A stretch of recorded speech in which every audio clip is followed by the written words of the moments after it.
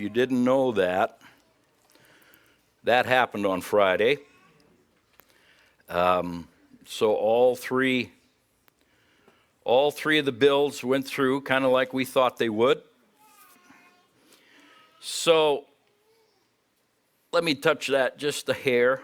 There was a number of us who went down and was part of that. And it's really sad. I just left feeling this is really sad.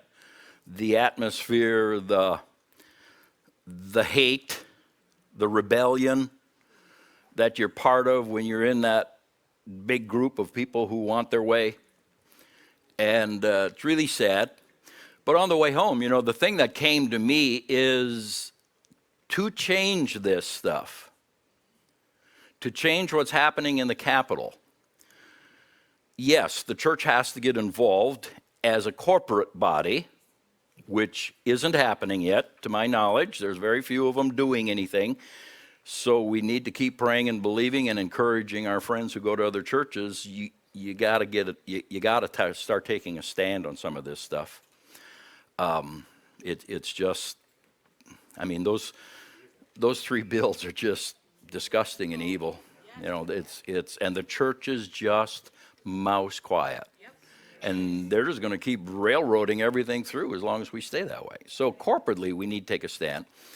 But there's something else we really need to do. If we're going to be salt and light to our society, we have to do what we really don't want to do, which is speak to other people about what's happening and have a mature, controlled, not angry, not yelling and screaming, calling names, controlled conversation with people to help influence them to change their mind. Oh, I don't want to do that because it'll cause problems. Boy, how do we get past that? How do we get past that? Because we're going to lose our nation over this. Well, but it gets so uncomfortable at Thanksgiving when you bring something up. And my children will stay away. I've got one or two that won't be part of the family. Well, I can say that hurts, but we have got to start making some difficult choices here. If we just avoid the subject, aren't educated on it, we haven't studied it because we just want to avoid it. We don't want any trouble with our friends and our family. My personal belief, we are salt that has lost its savor. We're good for nothing, like Jesus said, except to be thrown out in a pile, and it's just waste. It's refuse. Because we're not salting our society. And there are costs to do that. And I don't know how to bring this across. How much worse do the bills have to get before we wake up and say, somebody needs to say something? That's us. Corporately as churches, but that's not happening, so we need to start doing it individually. That's how bad does it have to get before we start actually speaking up, making the difference? And yes, there is some pushback on that. Whenever you stand up and do what Jesus said, you're the light of the world, you're the salt of the earth. Whenever you enter into those two arenas, there's pushback because you're swimming upstream to the world system. And sad to say, some of our children are swimming downstream with the world system. And we have to be able to swim upstream on the world system. We have to learn how to communicate and talk this through. And no matter how you communicate it, no matter how you say it, some won't understand.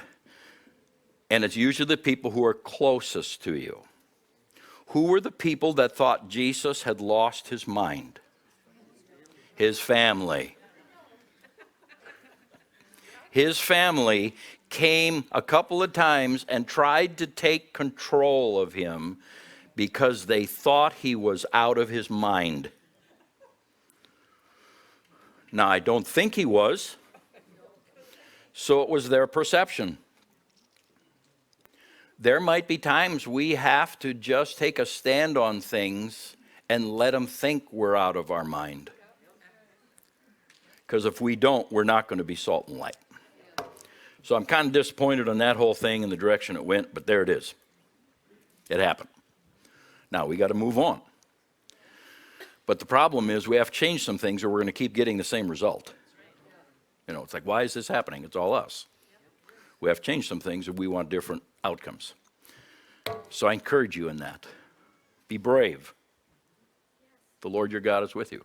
So when I was down there on Friday, I talked to one young man, and there's very few of them you can have an exchange. The rest just seem to breathe fire at you. So I was looking for someone that looked like I could have an exchange with him. So I started talking with him, and he was shocked because he said, I asked him why he believes what he believes and why he's taking a stand for it. And he said, well, you know, he believes it's part of healthcare, this, that, and the other. And so he asked me, he said, do you think people should have the right to get sex change if they want? I said, absolutely. See, the church has tried to shove our agenda down people's throats, and it's not God. God doesn't do that. Do you know that God will let you cut your arm off if you want to this afternoon? You have the right. He lets us do whatever we want. Now, he advises against it because where it'll take us. But God does not force us to be a certain way. He counsels us and pleads with us to not be certain ways. Here's what irritates me. Why, like for instance, the one bill where counselors, it's not to the point of regular people now or ministers, but counselors can't counsel children against getting a sex change. Here's the part that bothers me. It's one-sided. If you can counsel them for it, there needs to be equal time to counsel against it. That's how God's kingdom works. And that they have the impression of us that we are going to get in and railroad our beliefs through, and they have no choice. And maybe that's why they're railroading theirs through, and we have no choice. But that's the part that to me, it's like, see, this is wrong. It's got to be equal both ways. God doesn't force us to do anything, but he tries to teach us and instruct us and convince us there's a better way and a worse way, a right way and a wrong way. We need to follow that lead. So when I'm saying we need to learn how to talk and shift a little bit, we've tried to force this stuff down people's throats, and here's where we are. This isn't working. If someone wants to go out and commit adultery, God will let them. He counsels against it. He says, long term in eternity, this is not a good choice to make now for eternity. But if you insist, have at it. He does not stop it. And sometimes the church comes from the direction of we have to stop it. Do you know how we stop these things? Getting people's hearts to change so they no longer want to do it. Then it will stop. But trying to create a heavy-handed approach is called law. It's called legalism. It has never worked. It didn't work in the Old Testament when God was showing people how sinful they were. And he made laws. They still did it. I mean, it's how it works. God goes after the heart. And you change the heart of a man, you'll change how he votes, you'll change how he lives, you'll change what he approves or disapproves. God's after the heart. And we have to be able to help facilitate that because we are his ambassadors. It doesn't help, if I tell Josh, if I ever see you If I ever hear you ever lie, I'm going to kick you out of the church and you can never be part of this church again. You better change your behavior. That won't change. If he's got a lying issue, that won't change it. Or whatever the issue is. It's the heart. Everything in Christianity comes back to the heart. And we can't force anything. It is freely received as a gift by grace, and it comes from the heart. And that is what changes our behavior. That's what changes our life. That's the difference between a legalistic church and a New Testament grace-filled church.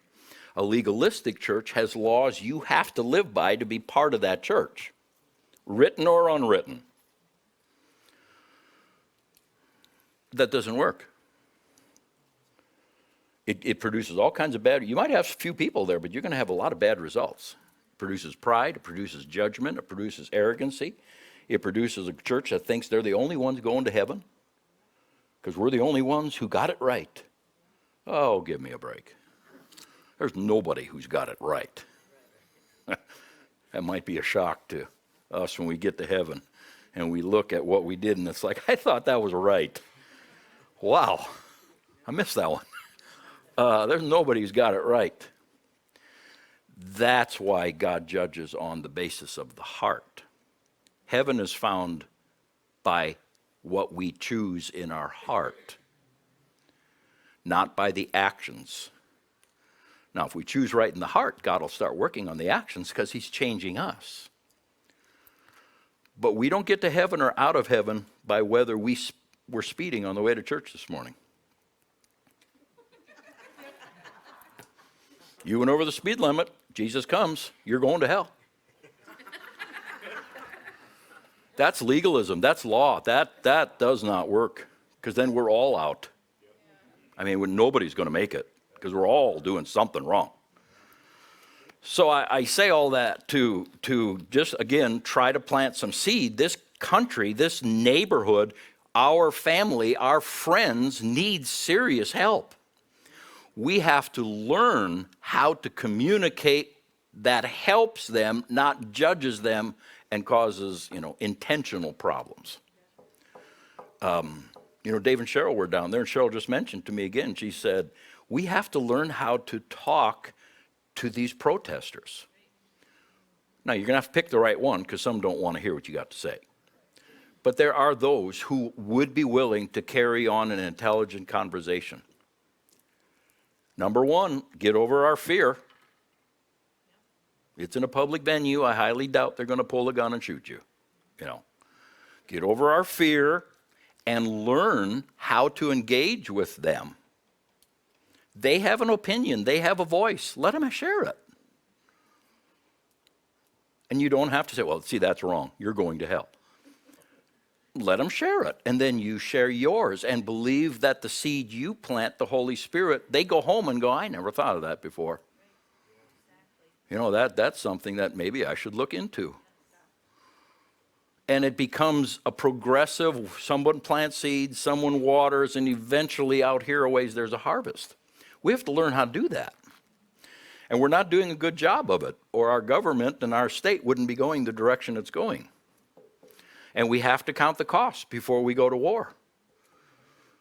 We may lose a few in the battle.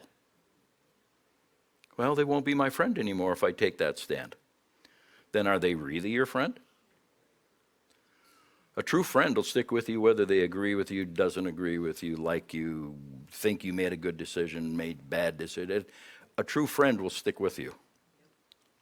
If you have to do everything according to what they think is right to have them as a friend, then I question the depth of the friendship.